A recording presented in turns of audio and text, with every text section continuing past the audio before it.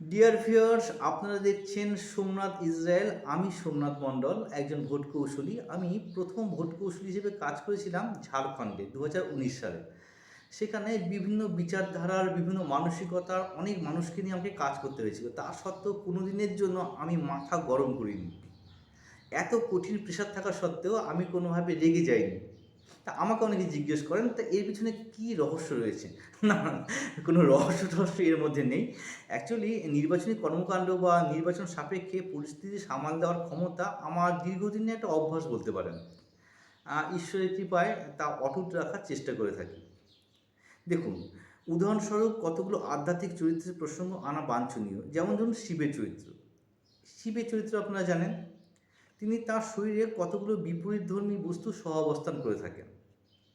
দেখুন, তার জটায় গঙ্গার বাস, সেখানে ভিন্নধর্মী জলের অস্তিত্ব আপনি পাবেন। তার একটু নিচে আছে তার তৃতীয় নেত্র, এখান থেকে ক্রোধের আগুন সবসময় নির্গত হয়। এই চিত্র থেকে খুব সহজে বোঝা যায় যে কীভাবে শিব সম্পূর্ণ বিপরীতধর্মী জল এবং আগুনকে একসঙ্গে নিয়ে বিচারণ করেন।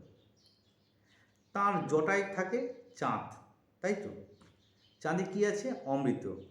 সমুদ্র মন্থনের সময় স্বয়ং শিবের ইস্পানের কারণে তাঁর গলায় নীল রং দেখতে পাবেন। এবার তো বোধগম্য হলো, তাঁর জটায় অমৃত আর গলায় বিষ। কি সুন্দরভাবে এই বিপরীতধর্মী দুটো বস্তুকে তিনি একই শরীরে নিয়ে রেখেছেন। আচ্ছা, তার গলায় দেখতে পাবেন একটা সাপ। প্রকৃতিগতভাবে সাপ ময়ূরের প্রবল প্রতিপক্ষ। এই ময়ূরই তার ছেলে কার্তিকের বাহন। যেভাবে ময়ূরকে সাপ ভয় পায়, একইভাবে সাপকে আবার ইঁদুর ভয় পায়। এই ইঁদুর তার অপর ছেলে গণেশের বাহন। এরা একে অপরের সঙ্গে খাদ্য সম্পর্কযুক্ত। আবার তার স্ত্রী দুর্গার বাহন সিংহ, আর তার নিজের বাহন ষাঁড়। সিংহ ষাঁড়কে খেয়ে ফেলে। তো এই বিপরীতধর্মী বস্তু সহাবস্থান তিনি করতে পেরেছেন, তিনি শিব। আর সৌভাগ্যক্রমে আমার নাম সোমনাথ, আর সোমনাথ তো শিবের নাম, তাই না? তাই মাথা ঠান্ডা রাখার কৌশল মোটামুটি একটু রপ্ত করেছি। আপনারা চেষ্টা করলে মাথা ঠান্ডা রাখতে পারেন।